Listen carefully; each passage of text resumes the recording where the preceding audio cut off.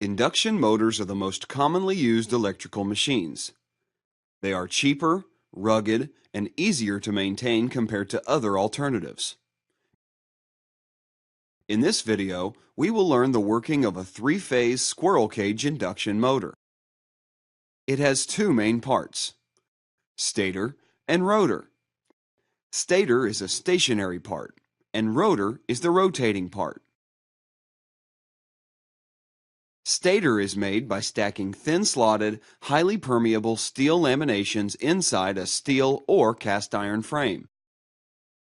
Winding passes through slots of stator. When a three-phase AC current passes through it, something very interesting happens. It produces a rotating magnetic field. To understand this phenomenon much better, consider a simplified three-phase winding with just 3 coils. A wire carrying current produces magnetic field around it. Now, for this special arrangement, magnetic field produced by three-phase AC current will be as shown at a particular instant. With variation in AC current, magnetic field takes a different orientation as shown. From these 3 positions, it's clear that it's like a magnetic field of uniform strength rotating. The speed of rotation of a magnetic field is known as synchronous speed.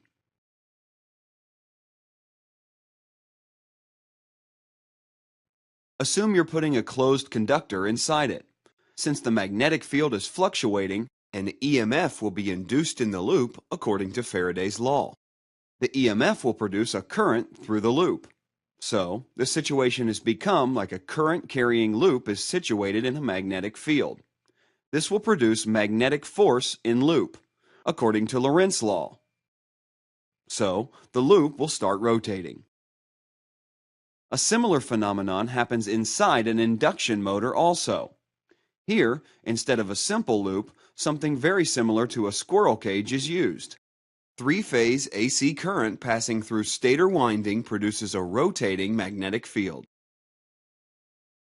So, as in the previous case, current will be induced in bars of squirrel cage, which is shortened by end rings, and will start rotating. That's why it's called an induction motor. Electricity is inducted in the rotor by magnetic induction rather than direct electric connection. To aid such electromagnetic induction, insulated iron core lamina are packed inside the rotor. Such small slices of iron make sure that eddy current losses are minimum. This is another big advantage of a three-phase induction motor. It is inherently self-starting. So, you can see here that both magnetic field and rotor are rotating. But at what speed will the rotor rotate? To obtain this answer, let's consider different cases. Consider a case where the rotor speed is the same as the magnetic field speed. Since both are rotating at the same speed, the rotating loop will always experience constant magnetic field.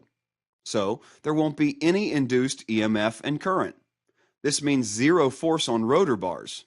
So, the rotors will gradually slow down. But as it slows down, rotor loops will experience a varying magnetic field. So, induced current and force will rise again. And the rotor will speed up. In short, the rotor will never be able to catch up with the speed of the magnetic field. It rotates at a specific speed, which is slightly less than synchronous speed. The difference between synchronous and rotor speed is known as slip. Rotational mechanical power is transferred through a power shaft. In short, in an induction motor, electrical energy is entered via stator and output from motor. Mechanical rotation is received from rotor. Energy loss during motor operation is dissipated as heat. So, a fan at the other end helps in cooling down the motor. Hope you got a good introduction on the working of induction motors. Thank you.